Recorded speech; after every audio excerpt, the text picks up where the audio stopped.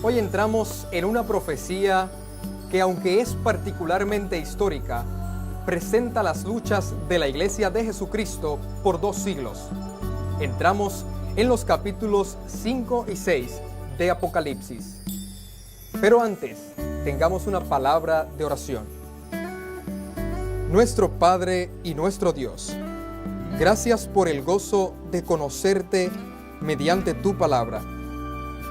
Visítanos con el Espíritu Santo y haznos conocedores y hacedores de tu voluntad. Por Jesús. Amén. Con ustedes, el profesor Luis Germán Cajiga.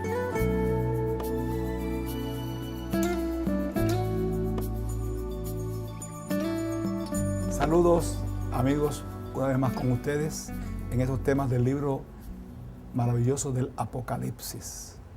Vimos ya las 7 iglesias en el tema pasado, y en las 7 iglesias vimos nosotros un panorama completo, histórico, de todo lo que va a ver después en el libro de Apocalipsis. Eso es un rastro, algo que pasa en Daniel y Apocalipsis. Primeramente aparece una visión amplia, generalizada, de todos los temas. Y después va desglosando, añadiendo siempre diferentes detalles. Por ejemplo, estudiamos las 7 iglesias y vamos a los 7 sellos. Estudiamos algo del capítulo 6, el capítulo 5 y 6 de Apocalipsis. Y en los 7 sellos vamos a ver cosas muy parecidas a las 7 iglesias, pero vamos a ver unos detalles interesantes que se añaden para poder tener una comprensión total de cuál es el mensaje de Dios para todos nosotros. Así que empezamos con el tema de los 7 sellos y empezamos el capítulo 5 y verso 1.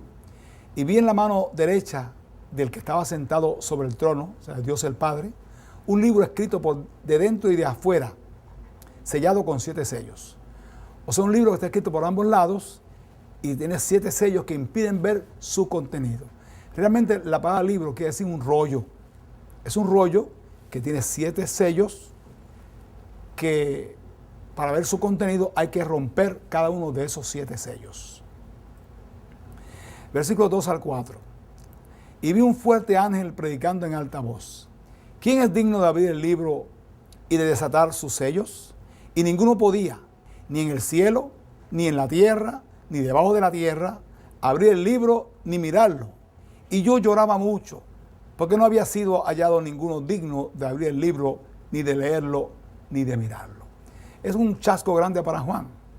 Él sabe que esto que está, el contenido de ese libro es importante, es lindo, es necesario, pero al no encontrar quien lo pueda abrir, él pone de una manera tan sencilla, se pone a llorar, sencillamente llorando. Ahora, aparece el ángel que señala el sello o el libro con 7 sellos en la mano del Padre. Versos 5 y 6. Y uno de los ancianos me dice: no llores, he aquí el león de la tribu de Judá, la raíz de David, que ha vencido para abrir el libro y desatar sus 7 sellos. Y miré, y aquí en medio del trono y de los 4 animales y en medio de los ancianos estaba un cordero como inmolado. Ese cordero es Cristo Jesús. Uno de los símbolos más interesantes de Cristo en Apocalipsis es el Cordero de Dios. ¿Por qué? Porque Él fue inmolado, Él fue sacrificado para que tú y yo tengamos acceso a la salvación. Así que Él es el león de la tribu de Judá, la raíz de David, que Él ha vencido. Ha vencido la muerte, ha vencido al diablo y ahora está listo para abrir ese rollo milenario para hacernos ver el contenido del libro. Versos 7 y 8. Y Él vino y tomó el libro de la mano derecha de aquel que estaba sentado en el trono. Y cuando hubo tomado el libro, los 4 animales y los 24 ancianos se postraron delante del Cordero, teniendo cada uno arpas y copas de oro llenas de perfumes, que son las oraciones de los santos. Las oraciones suyas, mi hermano, y mis oraciones todas suben delante de Dios como el incienso. Y aquí están estos hombres que están ahí justamente haciendo esa obra de intercesión delante de Dios. Hay 24 ancianos, porque el sacerdote en el santuario terrenal siempre tenía 24 otros sacerdotes que eran sus ayudantes. Y Cristo Jesús, como nuestro gran sumo sacerdote en el santuario del cielo, Él tiene 24 otros sacerdotes que le acompañan. ¿Quiénes son? No sabemos. Se creen que son resucitados cuando Jesús murió, que salieron los sepulcros y resucitaron unas cuantas personas. Dicen multitud de cautivos, y esos son esos 24 ancianos. Eso es una conjetura que es bastante válida, de que son seres humanos que han resucitado y que están con Cristo en el cielo. Porque en el cielo no hay seres etéreos, fantasmagóricos, no hay seres de carne y hueso, que están ahí glorificados delante de Dios. Y esos son esos 24 ancianos.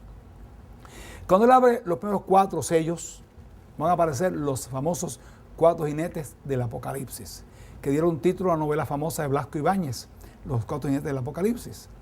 Y los predicadores, pues, planchan esto diciendo, bueno, esos 4 son el hambre, la guerra, la peste y la muerte. Ya está, se acabó.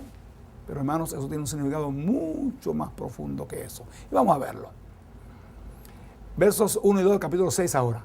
Y miré cuando el Cordero abrió uno de los sellos, y oí a uno de los 4 animales diciendo como con una voz de trueno, ven y ve.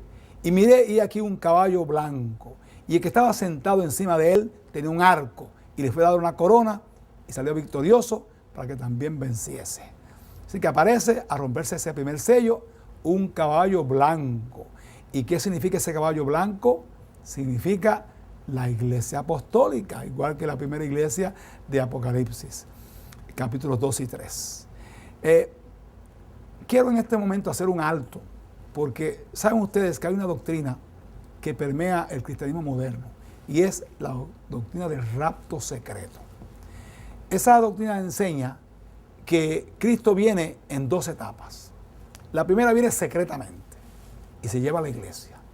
Los que van a ser salvos se hacen transparentes y se van al cielo. Así transparentes, nadie los ve. Y Cristo viene, pero se esconde tras una nube, nadie lo ve tampoco. Que es una doctrina ridícula y peligrosa. Porque Cristo viene en gloria y todo ojo le verá, dice la Biblia. Lo vimos ya en capítulo 1, verso 7, del Apocalipsis. Y Jesús dice en Mateo 24 que se lamentarán todas las tribus de la tierra y verán al Hijo del Hombre. O sea que todo el mundo va a verlo, realmente.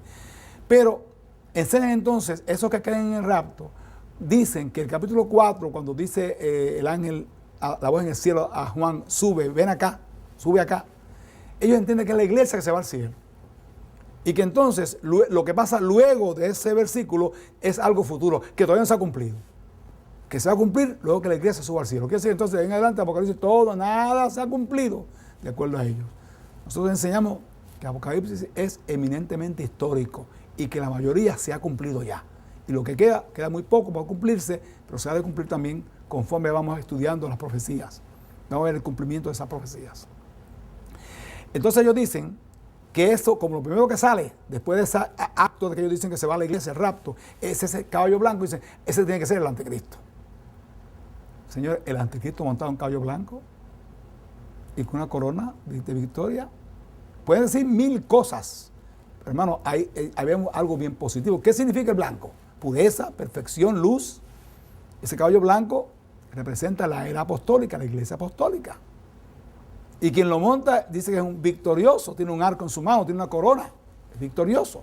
Es la iglesia victoriosa del primer siglo, del 31 al 100, igual que la primera iglesia de las 7 de Apocalipsis. Juan el Bautista dijo aquí el Cordero de Dios que quita los pecados del mundo. Ese fue el precursor de Cristo. En efecto, ese Cordero fue inmolado, fue crucificado en la cruz para que nosotros podamos ser salvos. Cristo Jesús fue bautizado por Juan en el río Jordán y eso marca el comienzo de su ministerio terrenal. Por 3 años y medio estuvo predicando, haciendo milagros, enseñando las grandes verdades del reino. La voz del cielo que en ocasión del bautismo se oyó que dijo, este es mi hijo amado en el cual tomo complacencia o contentamiento. Así que esa paloma que descendió, símbolo del Espíritu Santo, y la voz del cielo que habló es el Padre diciendo que este es mi hijo amado, Cristo Jesús. Jesús Nazareno, varón aprobado de Dios entre vosotros en maravillas y prodigios y señales. Dice Hechos 2:22.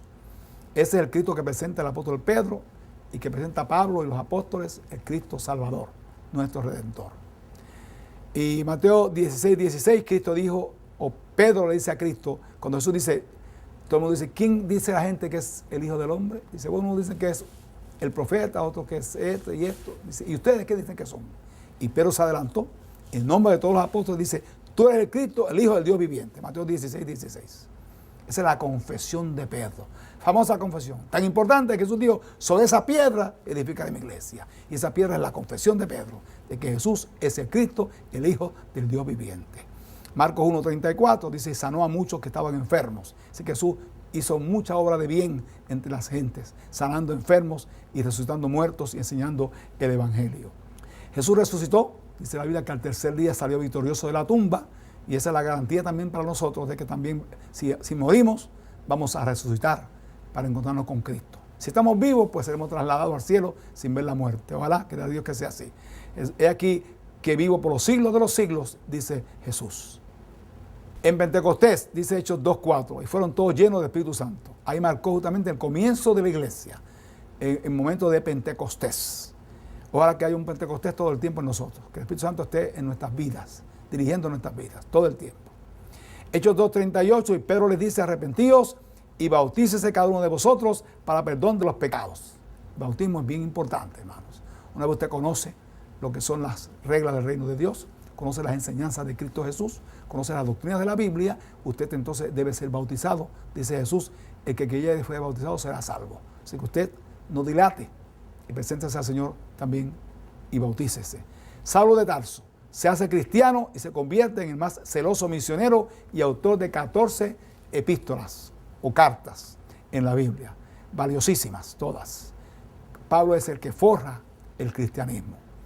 Desgraciadamente, muchos malentienden sus epístolas y entonces pues viene una serie de confusión, enseñanzas falsas, que ya de los tiempos de Pablo, de los tiempos de los apóstoles, ya había gente que torcía lo que Pablo escribía, porque Pedro amonesta contra esas personas también justamente. Apocalipsis 6, 3 y 4. Y cuando él abrió el segundo sello, oí al segundo animal que decía, ven y ve. Y salió otro caballo bermejo, o sea rojo, y que estaba sentado sobre él, fue dado poder de quitar la paz de la tierra y que se maten unos a otros, y fue dada una grande espada. El segundo jinete que aparece monta un caballo rojo, bermejo, y ese es el periodo de la iglesia perseguida en los tiempos justamente de los emperadores romanos. Esa es la iglesia perseguida, del año 100 hasta el 313, como también la segunda iglesia que vimos en las 7 iglesias. En 3 siglos, Roma llegó a matar a 1 millón de cristianos. Pensaban los romanos que matando a los cristianos iban a acabar con la fe de Cristo, pero no les salió, porque mientras más cristianos mataban, más paganos se convertían. Así que el diablo que comenzó a trabajar desde afuera hacia adentro, ahora va a cambiar de estrategia, como veremos en los próximos jinetes. Los cristianos padecieron mucho, porque los paganos querían que se convirtieran a paganos, se hicieran paganos. Y era inútil. Le decían que ofrecieran sacrificios a sus dioses, a sus ídolos. Los cristianos no lo hacían y por tanto eran crucificados algunos, otros matados con las bestias y otros matados en la arena con los animales, etc. Así que fue una gran persecución. El Coliseo romano, muchos circos de Roma en varios países sirvieron de escenario para la matanza de cristianos con las fieras. Algunos creen que el Coliseo no fue exactamente, pero hubo muchos otros coliseos y circos donde los cristianos murieron por su fe.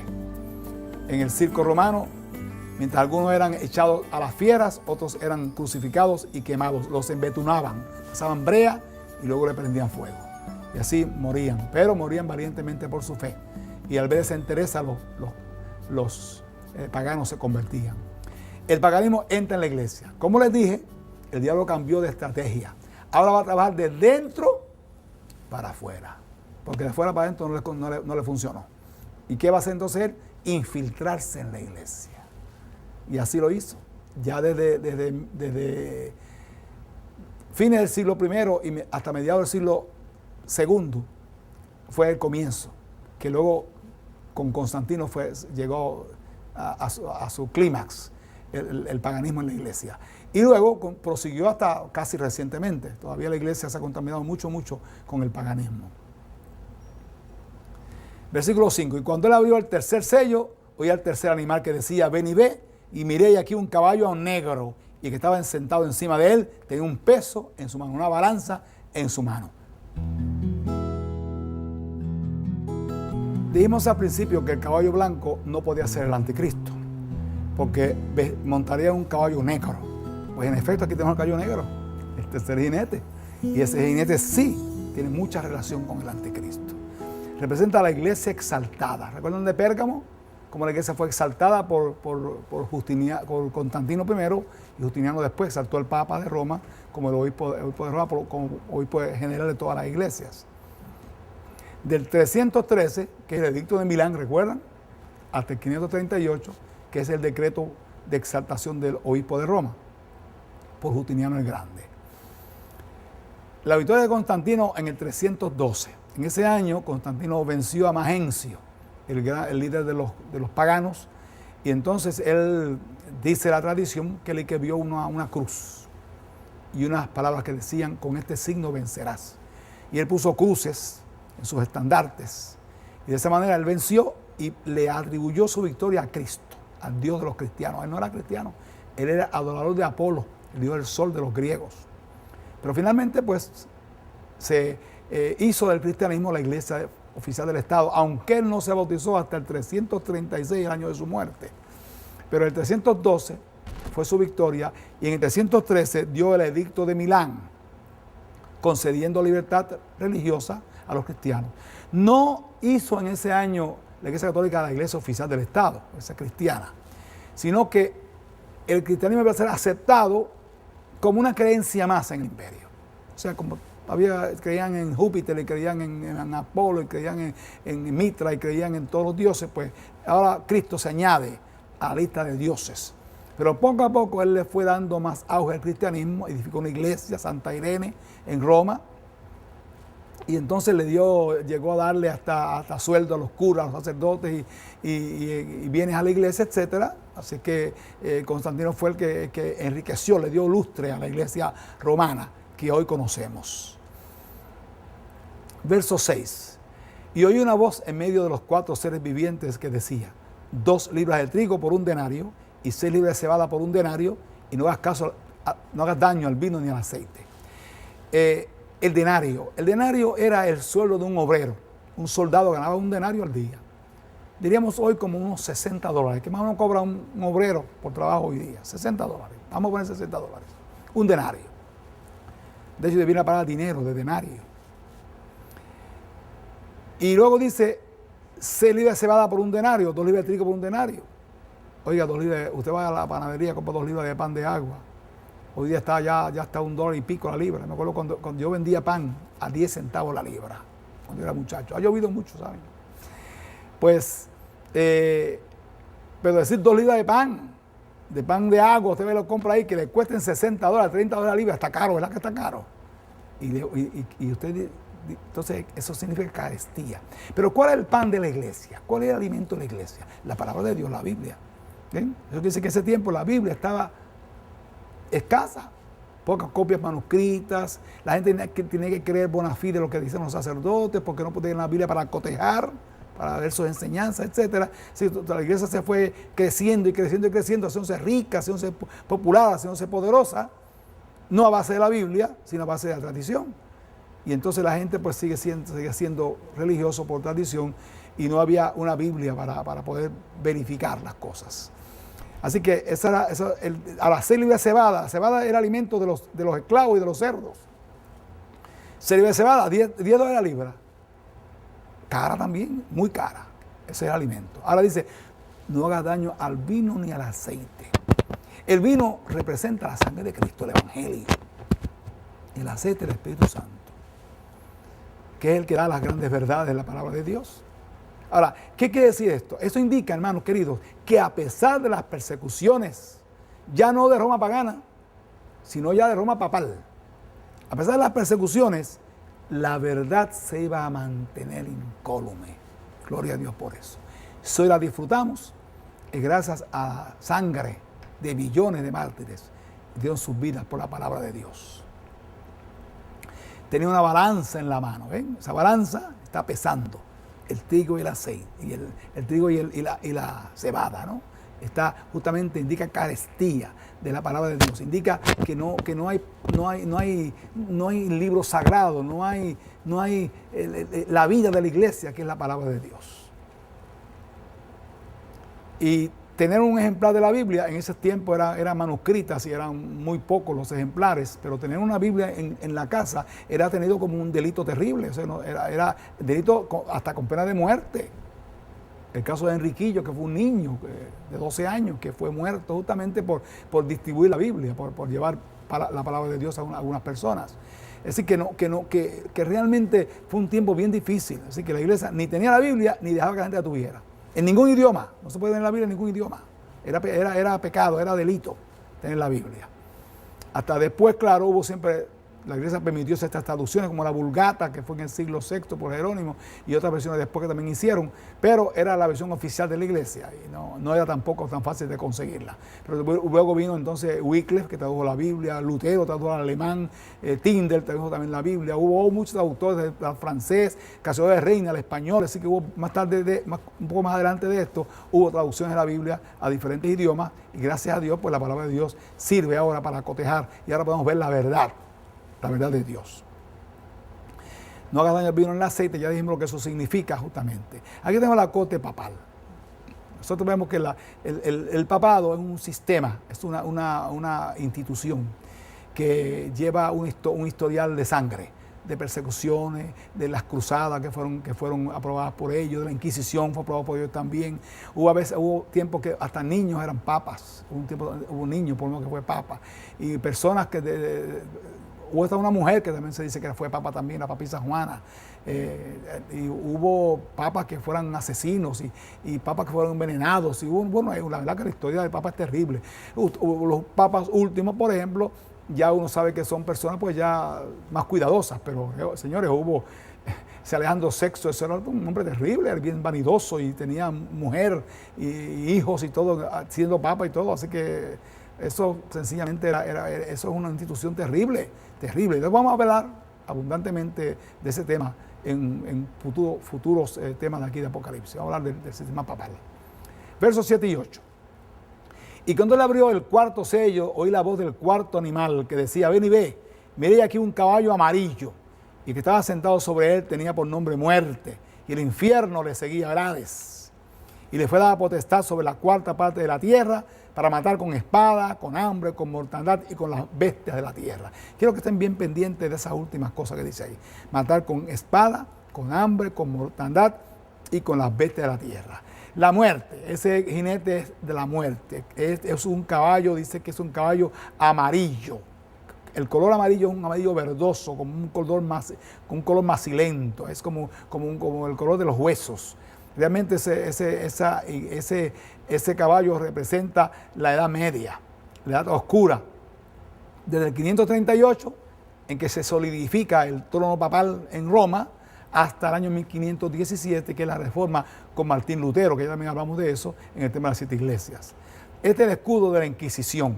La Inquisición era el tribunal que la iglesia creó para corregir a los herejes, pero terminó siendo una institución de gran persecución. Se llamó después la Congregación para la Doctrina de la Fe, el Santo Oficio. Así que eso era lo que era la Inquisición, realmente algo terrible. La gente lo llamaban para el Tribunal de la Inquisición y todo el mundo temblaba porque realmente era algo terrible. Tenían instrumentos de torturas para sacar confesiones, y luego quemaban a la gente en las hogueras y hacían muchísimas torturas y matanzas, una cosa pero horrible fue la Inquisición. Aquí tenemos algunas de las torturas de la Inquisición, ¿no? De ustedes. Ahí están asando a un hombre como si fuera un lechoncito en una vara, otros lo están colgando también de los pies, aquí otros también de un pie también, le trabajan con las uñas, le hacían, bueno, una gente en una rueda, los estiraban, los aplastaban, era una cosa horrible. Se inventaban cada rato instrumentos de tortura diferentes, había mentes diabólicas que se encargaban de eso, era realmente algo terrible la Inquisición. Roma papal destruyó más cristianos que la Roma pagana. Roma pagana mató como 1 millón de cristianos en 3 siglos. En los siglos subsiguientes, del siglo V hasta la Reforma, siglo XVI, Roma papal ha matado millones y millones de cristianos. en cruzadas, como contra los valdenses, cruzada contra los hugonotes, cruzada contra los cátaros, diferentes grupos que fueron víctimas de la persecución de la iglesia, sin contar la fechoría de las cruzadas. Fue algo sencillamente terrible. Versos 9 y 10. Y cuando él abrió el quinto sello, vi debajo del altar las almas de los que habían sido muertos por la palabra de Dios y por el testimonio que ellos tenían. Y clamaban en voz alta diciendo: ¿hasta cuándo, Señor santo y verdadero, no juzgas y vengas nuestra sangre de los que moran en la tierra? Estamos ya entonces ahora en el quinto sello.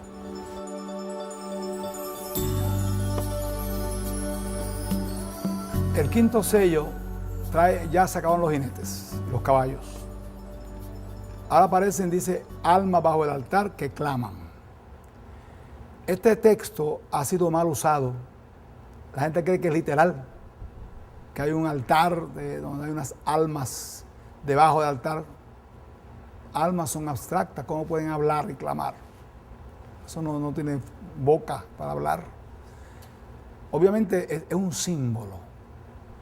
¿Cuál es un símbolo? ¿Quiénes están clamando aquí? Dice que son los mártires, los que murieron por la palabra de Dios, por el testimonio de Jesucristo, que claman: ¿hasta cuándo, Señor? Ustedes recuerdan en la Biblia, cuando en el libro de Génesis, cuando Caín mata a Abel, el Señor dice: he aquí la voz de la sangre de tu hermano clama a mí desde la tierra. ¿Cómo la sangre puede clamar? Eso también es un símbolo, ¿no?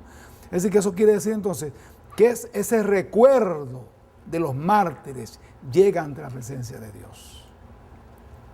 El altar se refiere obviamente al altar del sacrificio, donde las víctimas eran sacrificadas en el santuario y la sangre bajaba justamente hasta la base del altar, y ahí están las almas o las personas que murieron que están clamando ahora al Señor.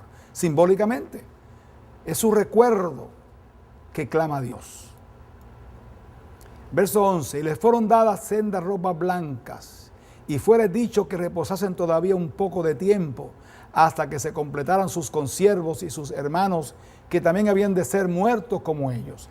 En otras palabras, todavía habrían más persecuciones, todavía habrían más matanzas, que descansen todavía, sean ropas blancas. Indica aquí justamente la justificación de los santos. Lo que indica con esto es que se va a vindicar el carácter de los santos. ¿Por qué? Porque los que fueron llevados a la muerte no fueron llevados a la muerte por creer en Cristo, por creer en la Biblia, por creer en su religión. Fueron llevados a la muerte por los acusados de los delitos más viles, como brujería, como robo, como delinquir contra el Estado, contra el rey, etc. Porque era la única manera que podían lograr que el emperador o el rey aceptara la muerte de ellos, diera el veredicto final de pena de muerte. Por eso lo que quiere decir entonces es que habría un movimiento para poder vindicar el carácter de los cristianos, de los mártires. Juan Hus, condenado a muerte en el concilio de Constanza, murió quemado en la hoguera el 6 de julio del año 1415. El pecado de Juan Hus, fue sencillamente predicar a Cristo, predicar la palabra de Dios en la Universidad de Bohemia. Y ahí ese concilio, presidido por el emperador Segismundo, condenó a muerte a Juan Hus. Pero lo más interesante es que algo que vamos a ver cuando toquemos un poco más, cuando vemos el tema del anticristo, es que ese mismo concilio depuso a 3 papas. Es una cosa increíble. A 3 papas, y nombró un 4º papa. Así que lo que vemos nosotros que realmente la iglesia cometió barbaries terribles, y una de ellas fue matar a una persona como Juan Hus y más tarde a Jerónimo de Praga, y con ellos a miles y miles y millones de mártires que dieron su vida por la fe. Pero hubo grandes reformadores como Wycliffe, como fue Zwinglio, que esas personas dieron sus vidas, predicaron el evangelio, ensalzaron a Cristo, el Cristo de las Escrituras, el evangelio bendito de Cristo Jesús. Pero vino un reformador, Martín Lutero, que tuvo éxito gracias a que los príncipes de Alemania se unieron con él y lograron finalmente que se aprobara la fe evangélica, la fe protestante, la fe luterana. Aquí está Felipe Melanchthon a su lado, que fue su colaborador, fue un gran teólogo, que ayudó mucho, sobre todo a la redacción de la Confesión de Augsburgo en 1531. Así que ahora la reforma toma otro giro, porque ahora hay ahora una entidad política que está en favor de la reforma, que son los reformadores alemanes y los príncipes de Alemania sobre todo, y también hubo otros reformadores que también tuvieron éxito después, pero se hicieron entonces países que eran dominados por protestantes, en los Países Bajos, por ejemplo, y Alemania y otros lugares más en Europa. Calvino, por ejemplo, en Suiza, que también tuvo gran éxito también. Pero no vamos a decir ahora que los reformadores no tenían defecto. Tanto Lutero como Calvino cometieron muchos errores, pero hicieron una obra preciosa para ensalzar a Cristo, sacar del oscurantismo a la gente y ensalzar la Biblia, la palabra santa de Dios. Lutero la tradujo al alemán. Versos 12 y 13. Y miré cuando él abrió el sexto sello. Y aquí fue hecho un gran terremoto, y el sol se puso negro como un saco de silicio, y la luna se puso toda como sangre, y las estrellas del cielo cayeron sobre la tierra, como la higuera echa sus higos cuando es movida de gran viento. Por donde aquí habla las grandes persecuciones que hubo en los tiempos de la Reforma y posreforma. Hubo otra matanza grande que fue la matanza de San Bartolomé, 24 de agosto del año 1532, así que hubo más persecuciones, más matanzas, más cruzadas contra protestantes en toda Europa. Pero ahora entonces, en el quinto sello son las almas que claman, que son vindicados sus caracteres cuando se les presenta ante el público como que los que murieron no eran delincuentes, sino que eran cristianos, hombres de Dios, y mujeres de Dios, y jóvenes de Dios, niños también que dieron sus vidas. Ahora en el sexto sello aparecen ciertas señales que indican la proximidad del regreso de Cristo. Y habla aquí de un gran terremoto, el sol se pone oscuro, la luna se pone como sangre y caen las estrellas. Esos son acontecimientos que pasaron, pero que se volverán a repetir posiblemente en gran escala, pero que hubo por lo menos después de la reforma y de las grandes persecuciones, hubo esos momentos. Por ejemplo, el terremoto de Lisboa, 1 de noviembre del año 1755, es el terremoto que abre el sexto sello. Un terremoto grandísimo, murieron 60.000 personas solo en Lisboa, y la gente se refugiaba en las iglesias se desplomaron. Fue realmente una catástrofe inmensa, se sintió en toda Europa, se sintió en esta parte de África, y algunos creen que está en América. O sea que fue un terremoto de los más devastadores que ha habido en la historia. Tenemos entonces los acontecimientos que menciona el sexto sello. El sol se puso negro, primeramente el terremoto de Lisboa, 1 de noviembre de 1755. El sol se puso negro como saco de silicio, sucedió el día oscuro, 19 de mayo de 1780. Se vio en los estados de Nueva Inglaterra, en Estados Unidos, no se vio en el mundo entero. Por eso es que cuando suceda eso ya en gran escala ya se va a ver en el mundo entero. Pero ahí sucedió justamente en el momento histórico. Luego la luna se puso como sangre, la noche justamente de ese sol oscuro, que no era eclipse, porque la luna era luna llena, no hay eclipse en luna llena. Así que la luna se puso toda como sangre, que apareció justamente así el 20 de mayo de 1780. Y las estrellas cayeron del cielo, hubo una gran caída de estrellas el 13 de noviembre de 1833, que se sintió grandemente en todo el hemisferio occidental, desde Alaska hasta Argentina. Todo el hemisferio lo vio inmensamente grande. Saben que dicen que cada ciertos años hay siempre caídas de estrellas. Hubo una hace unos años que en las Leónidas que dijeron ahí, y yo me quedé esa noche mirando al cielo, no vi ni una cayéndose, así que se vería quizá algo en algún lugar del mundo, pero no realmente fue como esta, que fue espectacular. Dice que esas cuatro señales físicas del mundo físico se cumplieron en su tiempo, después de la reforma, después de las grandes persecuciones, pero que el día antes que se cumplirán de una manera mucho más amplia, ya justamente en los tiempos de las plagas postreras, antes que venga Cristo Jesús. Versos 14 y 15. Y el cielo se apartó como un libro que es envuelto, y todo monte y las islas fueron movidas de sus lugares. Y los reyes de la tierra, y los príncipes, y los ricos, y los capitanes, y los fuertes, todo siervo y todo libre, se escondieron en las cuevas y entre las peñas de los montes. Y continúa diciendo, versos 16 y 17, y decían a los montes y a las peñas, caed sobre nosotros y escondernos de la cara de aquel que está sentado sobre el trono y de la ira del Cordero, porque el gran día de su ira es venido. ¿Y quién podrá estar firme? Y aquí habla del gran día de la ira de Dios, de la ira del Cordero.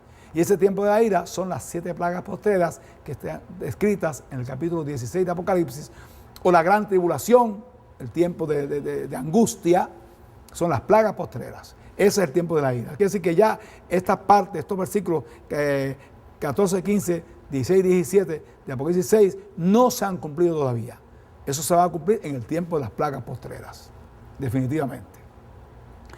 Habrán impíos cuando Cristo venga, después de las plagas que devastan la tierra, que tantos miles y miles mueren, pero sin embargo van a haber todavía gente viva, porque la Biblia dice que habrán impíos vivos que van a huir despavoridos y diciendo: peñas caigan sobre nosotros, y escondernos la cara de aquel que está sentado sobre el trono y de la ira del Cordero.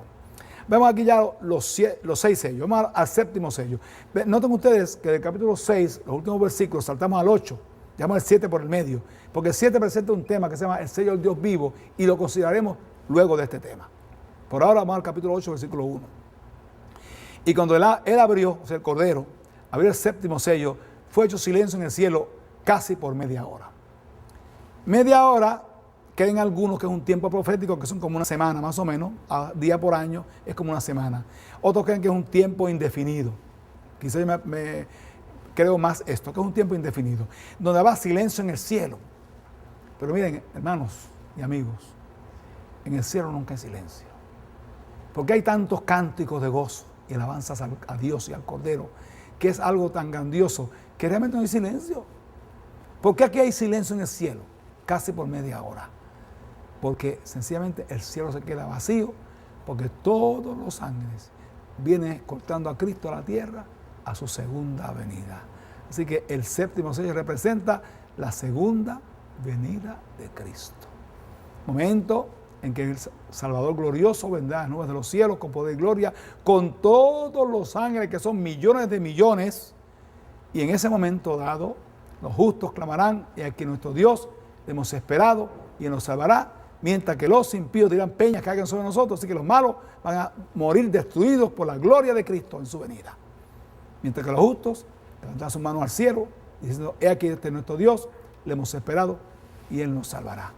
Así, hermanos queridos, que estamos viviendo justamente en las postrimerías del sexto sello, para que se convierta, que venga pronto el séptimo sello, la venida gloriosa de Cristo, cuando todos los ángeles dejan el cielo vacío y en silencio, porque vienen acompañando a Cristo a la tierra, a buscarnos para luego llevarnos al tercer cielo, para estar con Cristo allá, disfrutando de las bodas del Cordero. De eso vamos a hablar también en temas subsiguientes. Que Dios les bendiga ricamente a todos.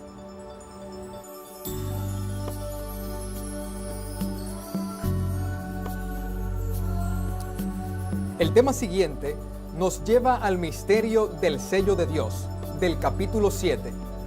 Veremos cómo Dios reconoce como suyos a los que siguen especialmente sus mandamientos. Hasta entonces, que Dios les bendiga.